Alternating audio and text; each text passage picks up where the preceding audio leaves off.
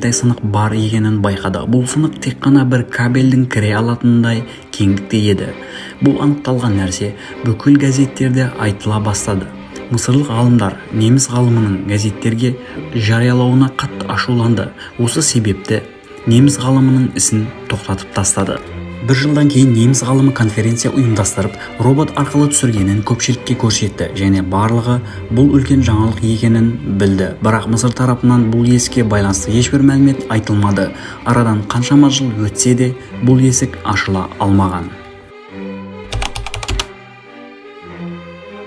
20 ғасырдың ең үлкен зерттеп табылған нәрсесі Қытайда болды. 1974 жылы Қытайдың Чансе облысында бір ауылда Янцзи есімді бір диқан егіндерін суару үшін бауырларымен бірге еңбек етіп жатты. Жұмыс істеп жатқан кезінде кетпені жер астындағы бір ескерткіштің басына тиіп кетеді және ескерткішті Будда ескерткіші деп ойлайды, бірақ олай емес еді. Диқанның тауып алғаны 20 ғасырдың ең үлкен археологиялық жаңалығы болды. Жердің астынан табылған бұл әскерлер топырақтан жасалынған терракотта әскерлері еді. Бұл әскерлер 2300 жыл бұрын Қытайды біріктірген император Чинхи Хуаң тарапынан жасалынған еді. Чинхи Хуаң Қытайды біріктіріп жүйе орнатқан, жолдар, көпірлер салған бір император. Атақты Қытай қабырғасында сол бастатқан болатын. Бұл әскерлер Чинхи Хуаң өлгеннен кейін жасалынды, себебі ескі Қытай әдет-ғұрыптарында бір патша өлген кезде оның заттары, әйелі және әскерлері онымен бірге көмілген. Чинхи Хуаң өлген кезінде өзі үшін ешкімнің өлтірілуін қаламаған. Осылайша өзін арғы дүниеде қорғайтын шынайы етіп жасалынған әскерлер жасатады. Терракотта әскерлері осы себепті өте шынайы.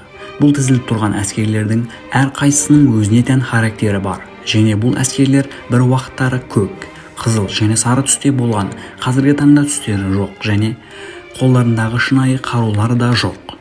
Бұл әскерлердің көбісі кейбір себептермен әлі ашылмаған. Археологтар ауа тиетін болса бұзылады деп есіктің ашылуына қарсы болып жатыр. Бұл әскерлерді күнге шығарып қою жұмыстары кезінде күнге шығарылғаннан кейін 15 минуттан кейін әскерлердің бетіндегі пішіндер бұзыла бастаған. Осы себепті тарихи жерді бұзып алу қорқынышы бар. Бұдан бөлек патшаның қабірін ашу мүмкін емес, себебі айналасы улы заттармен және оқ ататын технологиямен қоршалған.